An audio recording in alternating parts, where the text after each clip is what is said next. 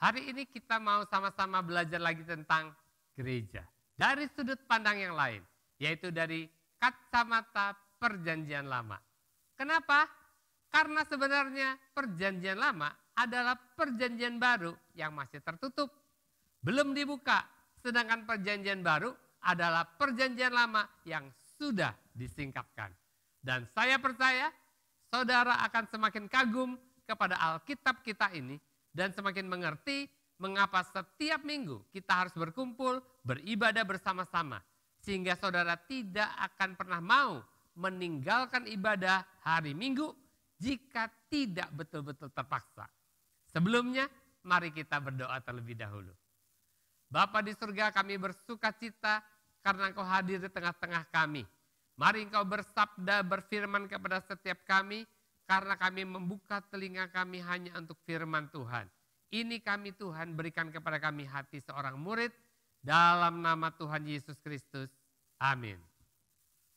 Saya akan membacakan dari Alkitab kita, yaitu dari Efesus 1 ayat 22 sampai 23.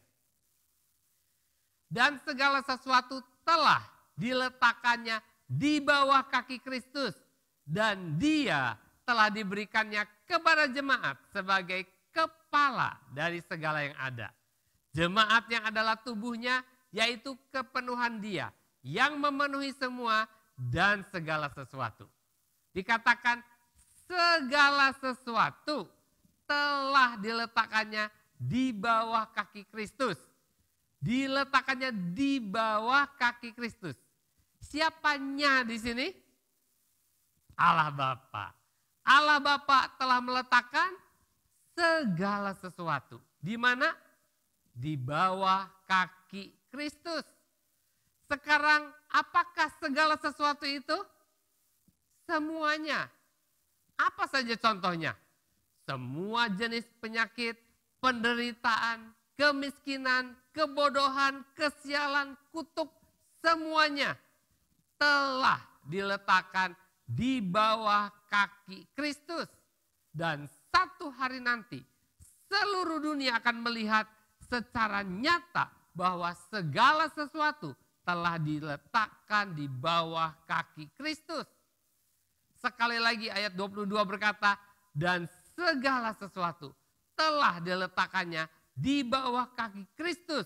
Dan Dia, Yesus Kristus, telah diberikannya kepada siapa? Kepada jemaat. Sebagai kepala dari segala yang ada. Kata jemaat dalam Alkitab bahasa Inggris ditulis church, gereja atau eklesia. Dan arti gereja, eklesia bukan gedungnya, tetapi kumpulan orang-orang percaya yang telah dipanggil keluar dari kegelapan menuju terangnya yang ajaib untuk melakukan tugas yang mulia. Jadi kalau saya terjemahkan secara bebas begini, segala sesuatu, penyakit, penderitaan, kemiskinan dan lain-lain telah diletakkan Bapa di bawah kaki Kristus. Dan Kristus telah diberikan oleh Bapa kepada gereja sebagai kepala dari segala yang ada. Dikatakan Kristus sebagai kepala. Artinya apa? Artinya Dialah yang mengendalikan dan memimpin. Jadi Bapa menjadikan Kristus menjadi pemimpin atau kepala gereja. Lanjutnya ayat 23 dikatakan jemaat yang adalah tubuhnya, yaitu kepenuhan Dia yang memenuhi semua dan segala sesuatu. Jemaat yang adalah tubuhnya. Jemaat yang adalah tubuh Kristus. Dan Kristus adalah kepala jemaat. Sekali lagi, jemaat adalah tubuh Kristus dan Kristus adalah kepala jemaat. Jadi kalau saudara lihat saya, kepala saya adalah Kristus dan semua yang ada di bawah kepala adalah tubuh, yaitu gereja atau jemaat. Telapak tangan saya adalah gereja, paha kaki adalah gereja, jari-jari saya adalah gereja. Semuanya gereja atau jemaat. Dan dikatakan tadi bahwa segala sesuatu. penyakit, kemiskinan, kebodohan, kesialan, kebangkrutan, maut, dan lain-lain. Semuanya telah diletakkan Bapa di bawah kaki Kristus.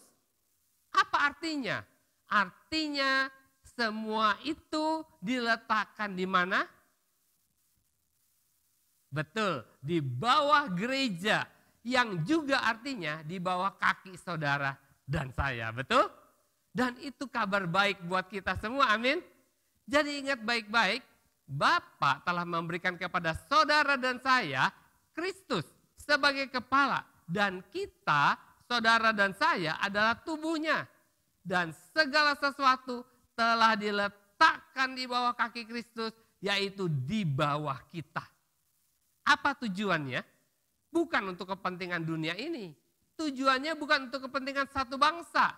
Tetapi Bapa meletakkan segala sesuatu di bawah kaki Kristus adalah untuk kepentingan kita, gerejanya. Amin. Untuk kepentingan saudara dan saya. Pertanyaannya sekarang, apakah Bapak Ibu Saudara yang menyaksikan program ini sudah berjalan di dalamnya? Sudah menghidupinya? Apakah segala sesuatu sudah diletakkan di bawah kaki saudara? Ya, Tuhan bilang telah diletakkannya. Berarti sudah, betul? Masalahnya kita baru tahu atau belum percaya. Dan itu sebabnya hari ini kita akan belajar tentang hal ini. Tentang gereja.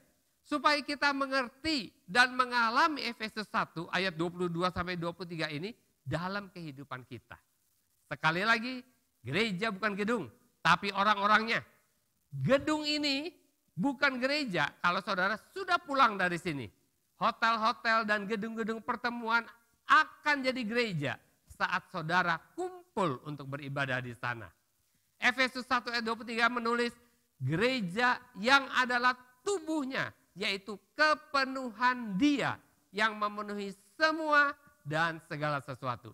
Dalam bahasa Inggris, Alkitab The Message mengatakan, the church is Christ's body, in which he speaks and acts, by which he fills everything with his presence. Gereja adalah kumpulan orang-orang percaya.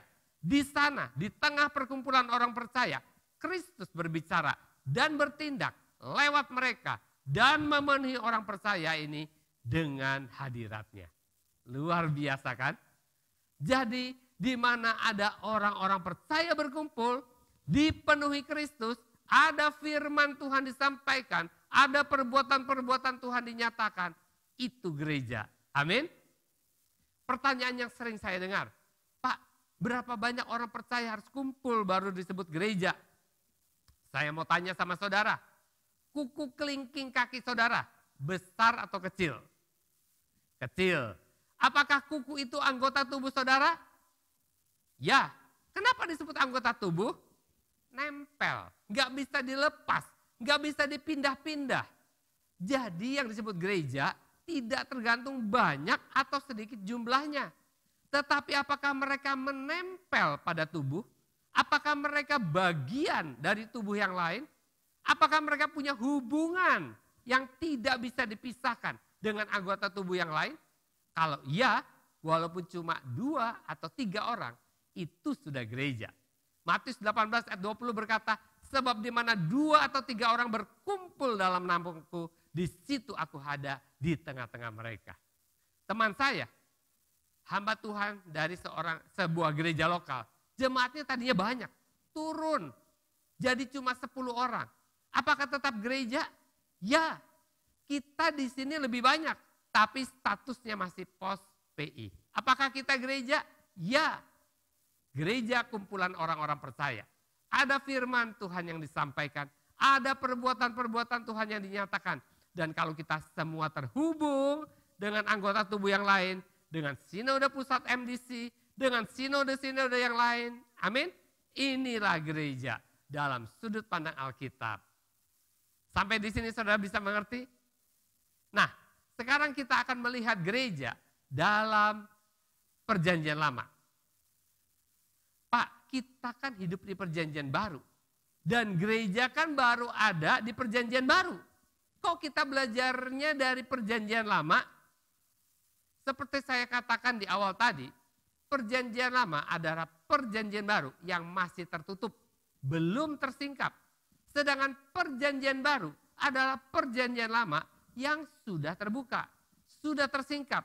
Dan Tuhan Yesus mengatakan di Efesus pasal yang kedua, Dia menjadikan keduanya, perjanjian lama dan perjanjian baru, menjadi satu di dalam dirinya. Dan dengan itu mengadakan damai sejahtera. Itulah sebabnya hari ini kita akan melihat gambaran gereja di perjanjian lama. Nah, di mana kita bisa melihatnya? Ingat, gereja adalah kumpulan orang percaya di mana Tuhan hadir di sana. Amin. Nah, di mana di perjanjian lama kita bisa melihat orang-orang percaya kumpul? Kita bisa melihat gambaran gereja ketika orang Israel berkumpul dan berjalan selama 40 tahun di padang gurun. Betul? Dalam perjalanan mereka dari Mesir ke Kanaan. Sudah beberapa tahun yang lalu saya iseng-iseng mencatat jumlah orang-orang Israel di Alkitab tanpa mengerti data-data ini mau diapain. Saudara bisa lihat data-data yang saya buat di layar saudara. Dari tabel ini kita bisa melihat jumlah 12 suku Israel dengan masing-masing jumlahnya dan pemimpin-pemimpinnya, juga posisi atau lokasi mereka di mana mereka harus mendirikan tendanya. Kecuali orang Lewi dilarang dihitung oleh Tuhan. Tapi data dalam tabel ini adalah data mentah. Baru bisa dibaca dengan jelas ketika data ini diolah jadi gambar yang akan saudara lihat nanti. Ketika orang Israel berjalan di padang gurun selama 40 tahun, mereka dipimpin oleh tiang awan pada siang hari dan tiang api pada malam hari. Mereka berjalan terus selama tiang api dan tiang awan itu bergerak. Tetapi ketika tiang awan dan tiang api itu berhenti, mereka pun akan berhenti. Dan di tempat perhentian itu mereka mendirikan kemah untuk beristirahat. Dan Tuhan mengatur cara mereka berkemah. Seperti tabel yang saya buat tadi. Ketika mereka atur perkemahan mereka sesuai dengan tabel tadi, maka saudara akan mendapatkan gambar seperti berikut ini. Saudara bisa lihat di layar saudara? Ini luar biasa sekali. Mereka berkemah selalu mengelilingi kemah tabut perjanjian. Dan Tuhan mengatur posisi tiap-tiap suku tanpa mereka tahu alasannya. 3 suku di setiap sisi. Dan ada 4 sisi. Dan kalau saudara gambarkan ini secara proporsional dengan jumlah orang dari tiap-tiap suku, maka saudara akan menemukan gambar seperti salib. Jumlah orang di sisi utara dan selatan hampir sama, simetris. Sedangkan jumlah orang di sisi barat paling sedikit. Dan jumlah orang di sisi timur paling banyak. Dan mereka disuruh Tuhan mengelilingi kemah tabut perjanjian, di mana siang malam tiang awan dan tiang api itu ada di sana sebagai lambang kehadiran Tuhan. Jadi ini adalah gambaran dari gereja, kumpulan orang-orang percaya di mana Tuhan hadir, oke? Saudara bisa lihat gambaran gereja di sini? Tuhan selalu hadir di tengah-tengah perhimpunan umatnya. Untuk apa? Pertama, untuk melindungi umatnya dari panasnya siang dan dinginnya malam di padang gurun. Dan untuk memenuhi semua kebutuhan umatnya setiap hari selama 40 tahun. Dan untuk memimpin mereka sampai mereka masuk ke tanah perjanjian. Dan saya mau beritahukan kabar baik kepada saudara bahwa Tuhan tidak pernah berubah. Sampai hari ini Dia tetap Tuhan yang sama. Hari ini Dia juga tinggal di tengah-tengah gerejanya untuk memenuhi setiap kebutuhan umatnya, untuk melindungi kita dari segala yang jahat, dan untuk memimpin kita sampai kita masuk ke tanah perjanjian kita, yaitu surga yang mulia. Amin. Saudara bisa kasih tepuk tangan buat Tuhan? Kalau saudara perhatikan kehidupan bangsa Israel di padang gurun, itu adalah gambaran dari gereja. Apa maksudnya? Maksudnya begini, bangsa Israel waktu di padang gurun, mereka harus hidup dengan iman. Artinya bergantung 100% dengan kasih karunia Tuhan. Di padang gurun tidak ada yang bisa tumbuh. Mereka tidak bisa bercocok tanam. Dan mereka tidak bisa menemukan hutan yang ada buah-buahan di dalamnya. Tidak ada mata air sungai. Tidak ada di sana. Tapi herannya selama 40 tahun mereka tidak pernah kekurangan makan dan minum. Bayangkan kalau mereka 2 juta orang, misalnya setiap hari makan mie instan saja 3 kali sehari, maka kebutuhan mereka 3 kali 1 bungkus sehari, 2 juta orang berarti 6 juta bungkus per hari. Kali 365 hari, kali 40 tahun. Kira-kira Musa bisa nggak ya sediain makanan segitu? Belum minumnya. Gimana dengan bayi-bayi? Gimana dengan anak-anak? Kalau orang yang tidak mengenal Tuhan, tentu tidak akan berani mempercayai Tuhan. Kalau tiba-tiba ditinggal Tuhan, mau nuntut kemana? Kalau tiba-tiba tiang awan dan tiang api itu hilang, mereka bisa mati konyol semua di padang gurun. Ingat ya, di sana nggak ada pasar, nggak ada supermarket. Mereka punya emas pun nggak bisa beli. Pertanyaannya, siapa yang memberi mereka makan dan minum selama 40 tahun? Tuhan. Untung Tuhan selalu hadir di sana bersama-sama dengan mereka. Untung Tuhan setia sehingga mereka tidak pernah 1 hari pun tidak makan. Untung Tuhan mengasihi mereka tanpa syarat. Padahal mereka selalu bersungut-sungut. Saya pernah 2 kali jadi panitia Natal Oikomene. Yang datang kira-kira 5.000 orang di PSCC Palembang. Aduh, ngurus 5.000 orang, 1 kali makan saja, repotnya, susahnya bukan main. Ini 2 juta orang, 40 tahun. Kalau bukan Tuhan, nggak mungkin deh. Dan saya mau beritahu saudara, bahwa Tuhan yang sama hari ini ada di tengah-tengah kita. Lalu bagaimana dengan baju, dengan sandal mereka selama 40 tahun? Saya baru tinggal 8 tahun di Palembang. Sudah banyak baju dan sepatu yang saya beli. Yang saya bawa dari Malang, sudah hampir semuanya nggak kepake lagi. Mereka 40 tahun di padang gurun loh. Kena panas, dingin yang ekstrim. Nggak rusak. Mereknya apa ya? Keren banget kan bisa tahan 40 tahun? Bukan karena mereknya. Tapi sekali lagi karena ada Tuhan di tengah-tengah mereka. Baju dan sandal mereka tidak pernah rusak. Amin. Mereka hidup di tengah-tengah situasi yang lebih buruk dari krisis. Mereka hidup di tengah-tengah situasi yang lebih buruk dari pandemi. Mereka tidak krisis. Tapi mereka tidak kena pandemi. Ada banyak binatang, musuh, tapi tidak ada satupun yang dapat bertahan melawan mereka. Kenapa mereka bisa bertahan 40 tahun? Karena Tuhan ada bersama dengan mereka. Bagaimana akhir perjalanan mereka setelah 40 tahun? Ulangan 2 ayat 7 berkata, sebab Tuhan Allahmu memberkati engkau dalam segala pekerjaan tanganmu. Ia memperhatikan perjalananmu melalui padang gurun yang besar ini. Ke-40 tahun ini Tuhan Allahmu menyertai engkau. Dan engkau tidak kekurangan apapun. Keren banget. Ternyata perjalanan bangsa Israel selama 40 tahun di padang gurun menunjukkan mereka tidak kekurangan apapun. Dan Tuhan memberkati pekerjaan tangan mereka. Dan ini adalah gambaran tentang gereja hari ini. Di mana Tuhan hadir, mereka tidak pernah kekurangan apapun. Selama 40 tahun bangsa Israel dipimpin Musa, mereka tidak kekurangan suatu apapun. Karena apa? Karena Tuhan hadir di sana.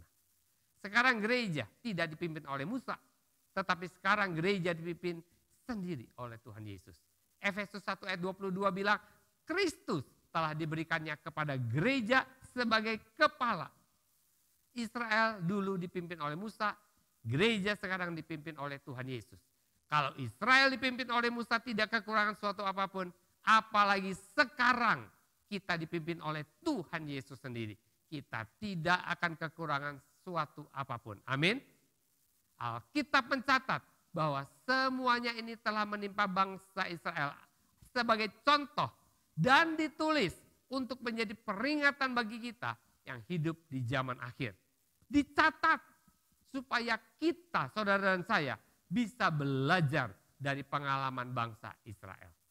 Bangsa Israel bolak-balik jatuh dalam dosa, tapi Tuhan tidak pernah meninggalkan mereka. Hari ini kita juga belum sempurna.